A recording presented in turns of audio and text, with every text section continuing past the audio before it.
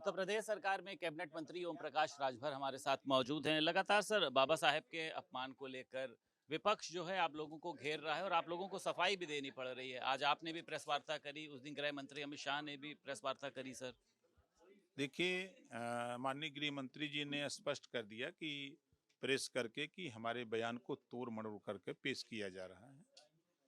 और जहां तक कांग्रेस और सपा का सवाल है, तो बाबा साहब डॉक्टर अंबेडकर जी का विरोध आजादी से लेके आजादी के बाद तक अभी तक कांग्रेस करती रही है। उदाहरण के तौर पर हमेशा बाबा साहब डॉक्टर अंबेडकर की सोच थी कि गरीब, कमजोर, वंचित, पिछड़े, दलित, अल्पसंख्यक जो हैं, इनको अधिकार दिया जाए। इस बात को लेके बाबा साहब किससे लड़ते थे? कांग्रेस से लड़ते थे। जब इस लड़ाई को सदन में जाने के लिए बाबा साहब ने प्रयास किया, तो बाबा साहब को हरवाया किसने?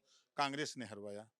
जब किसी तरह वो केंद्र में गए, मिनिस्टर बने, तो उन्होंने पिछड़े, दलित, अल्पसंख्यक को हक के लिए जब सदन में लड़ने लगे, तो बाबा साहब की बात को किसने नहीं माना? कांग्रेस ने। कांग्रेस की सरकार थी।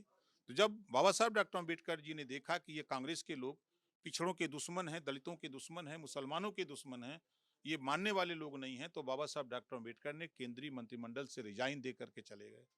वो कांग्रेस आज अगर बात करे कि बाबा साहब डॉक्टर अंबेडकर का अपमान हो रहा है, और मजे की बात कि पत्रकारों को जेल में डाला कांग्रेस ने, लाखों लोगों को जेल में डाला, इमरजेंसी लगाया, संविधान को ताक पर रख दिया।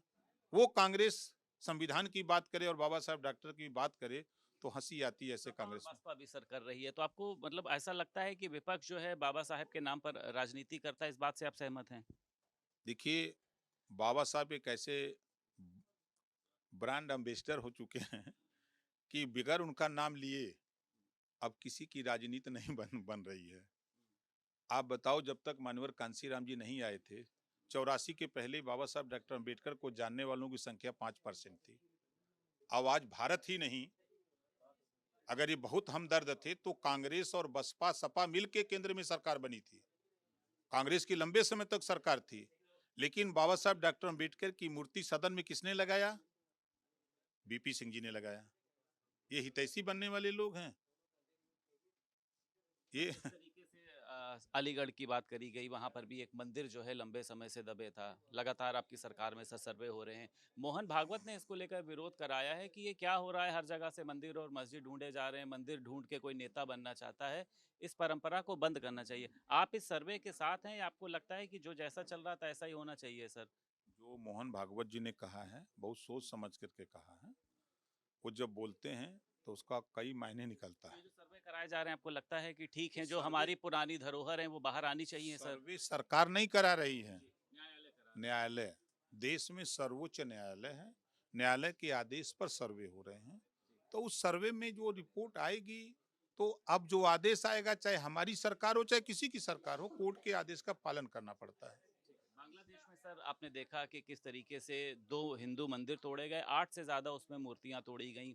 तो हिंदुओं के ऊपर इतना अत्याचार हो रहा है, सर आप लोगों को भी लगता है कि इसके खिलाफ एक मुहिम छेड़नी चाहिए? खुद प्रधानमंत्री नरेंद्र मोदी को इस पर बीच में आना चाहिए सर? देखिए, देश की सरकार के विदेश मंत्री खुद बांग्लादेश गए, वहाँ के प्रधानमंत्री से उन्होंने बात की, प्रधानमंत्री जी ने बात की।